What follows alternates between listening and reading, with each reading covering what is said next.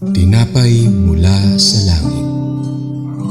A daily morning devotion with CRC Family.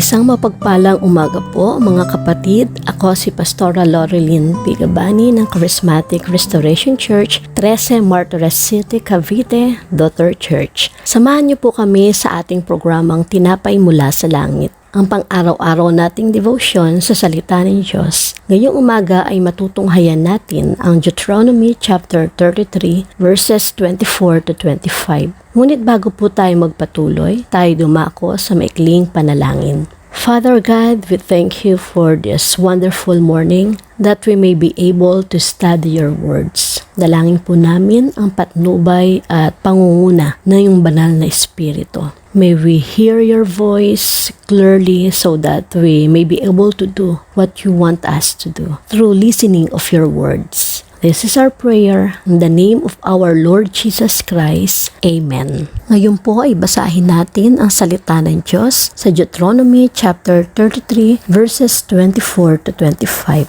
Tungkol kay Aser ay sinabi, higit na pinagpala kaysa ibang lipi itong si Aser. Kagiliwan sana siya ng mga anak ni Israel. Sumagana sa langis o libo ang kanyang lupain. Bakal at tanso sana ang pintuan ng iyong mga bayan. Maging mahaba at matatag nawa ang iyong pamumuhay. Sa Deuteronomy chapter 33 verses 24 to 25 ay nabasa natin ang isang pagpapala na ibinigay ni Moises kay Aser, isa sa mga lipi ng Israel. Sinasabi rito na si Aser ay pagpapalain sa kanyang mga anak at sumagana sa langis o libo ang kanyang lupain. Dagdag pa rito, ang pintuan ng kanyang bayan ay magiging bakal at tanso at ang kanyang lakas ay magiging katumbas ng kanyang mga araw. Ang mga talatang ating nabasa ay puno ng makasagisag na kahulugan. Una, si Aser ay kagiliwan sana ng mga anak ni Israel. Ipinapakita nito ang kasaganahan at paglaganap ng kanyang lahi, isang tanda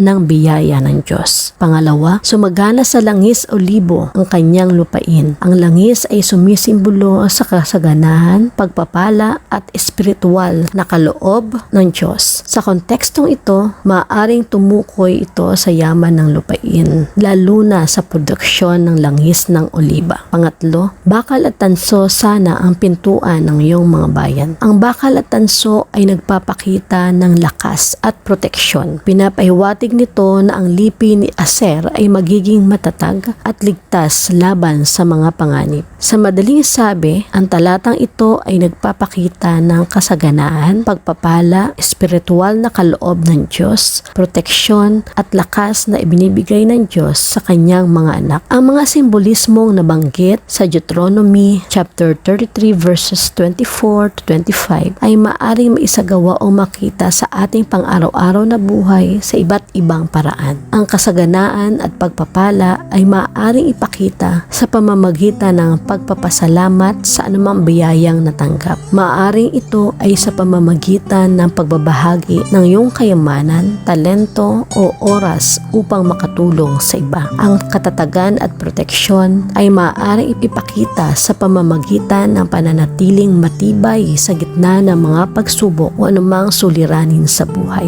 Maaari mo itong maisabuhay sa pamamagitan ng pananampalataya sa Diyos, pagpapanatili ng integridad at pagiging matatag sa pagharap sa mga hamon. Ang mga talatang ito ay maaaring magbigay ng inspirasyon sa iyo, sa atin, upang maging mas matibay, mapagpasalamat at handang ibahagi ang iyong pagpapala sa iba. Ang talatang ito ay isang paalala ng biyaya at proteksyon ng Diyos sa kanyang mga anak sa ating buhay, sa kabila ng mga pagsubok. Ang Diyos ay nagbibigay ng sapat na lakas upang harapin ang bawat araw. Sa panahon ngayon, maaaring may mga pagkakataon tayong pinanghihinaan ng loob. Ngunit gaya ng pangakong ito sa lipi ni Aser, nais ng Diyos na tayo rin ay mapagpala, mapalakas at mapanatili sa kanyang pag-iingat. Tayo po ay manalangin. Panginoon, salamat sa iyong pangako ng pagpapala at proteksyon.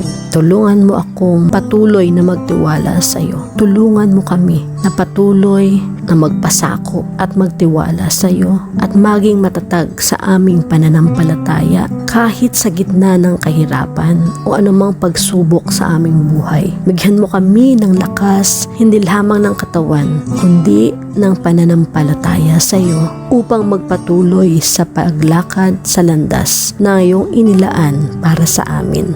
Ito po ang aming panalangin, tanging sa pangalan mo, Jesus. Amen. Maraming salamat po sa inyong pakikibahagi sa ating programa. Lagi po nating pagnilayan ang salita ng Diyos mula sa ating puso dahil lubos ang magiging kaunawaan natin dito. Muli po ninyo kaming samahan bukas sa pagninilay ng kanyang mga salita dito sa programang Tinapay Mula sa Langit. Malaya po ninyo i-share ang video na ito upang kayo rin ay maging pagpapala sa iba. Pagpalain po tayong lahat ng ating Panginoon Diyos. Magandang umaga po.